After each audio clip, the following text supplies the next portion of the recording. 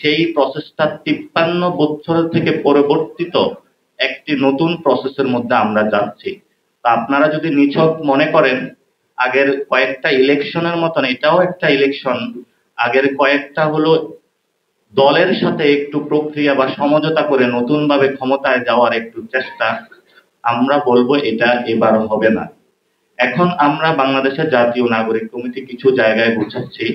আমরা ছোট ছোট আমাদের সমর্থন মধ্যে নাগরিকদেরকে সংগঠিত করার চেষ্টা করছি। কিন্তু আপনাদেরকে মনে রাখতে হবে, জনগণ আপনাদের থেকে এই বিষয়টা বুঝে নিবে। নাগরিক কমিটি যে একমাত্র বুঝে নিতে পারবে, হয়তোবা তাদের ওই সমর্থন নাও থাকতে পারে, কিন্তু ভোট চাইতে তো মাঠে যাবেন, মাঠে পরিস্থিতি একটু পর্যবেক্ষণ করে দেখবেন। গত কয়েকদিন বিভিন্ন জায়গায় ফেসবুকে যারা আমার ফ্রেন্ড সার্কেল বিভিন্ন জায়গায় এবং বিভিন্ন যারা সিনিয়র সিটিজেন ট্যাগ করে জিজ্ঞেস করতেছেন যে বাংলাদেশে অসম্ভব হারে চাঁদাবাজি হলো বৃদ্ধি পেয়েছে, বাংলাদেশে অসম্ভব হারে টেন্ডারবাজি বৃদ্ধি পেয়েছে, জনগণের নাভিশ্বাস উঠেছে, ট্রাফিক জ্যামের খুবই বাজে অবস্থা ঢাকা সিটিতে।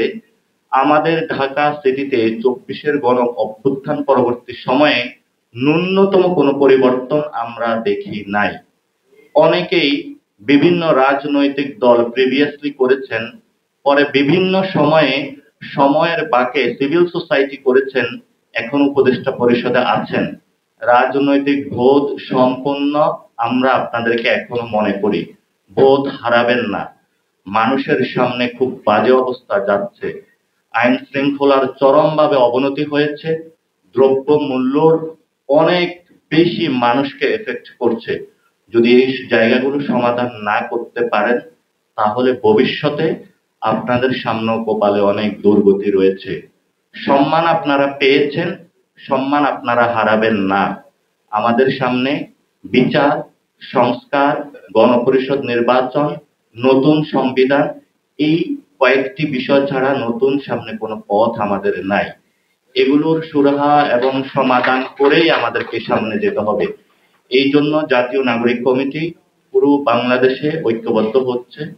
ছাত্রদের একটি দল এই মাসে আমরা আশা করি নিয়ে আসতে পারবো, যেই দলের এজেন্ডাগুলোর মধ্যে থাকবে জাস্টিস, রিফর্ম এবং একটি গণপরিষদ নির্বাচনের মাধ্যমে নিউ কনস্টিটিউশন মানুষকে উপহার দেওয়া।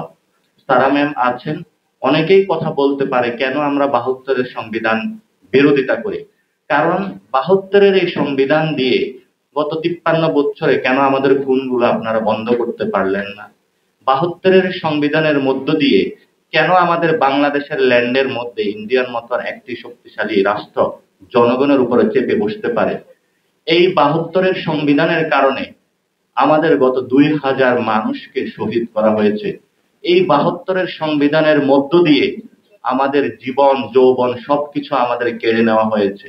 এই বিষয়গুলো আপনারা গত ৫৩ বছর স্পষ্ট করতে পারেননি বলেই আজকে আমরা এই জায়গায় উপনীত হয়েছি। আমরা এই সংবিধান মানি না, আমরা একটি নতুন সংবিধান চাই, সেটা অবশ্যই গণপরিষদের মধ্য দিয়ে।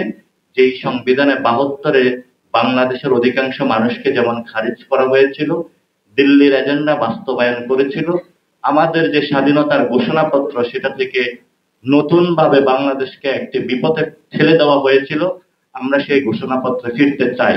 সাম্য, মানবিক মর্যাদা এবং ন্যায় বিচারের একটি রাষ্ট্র কায়েম করতে চাই।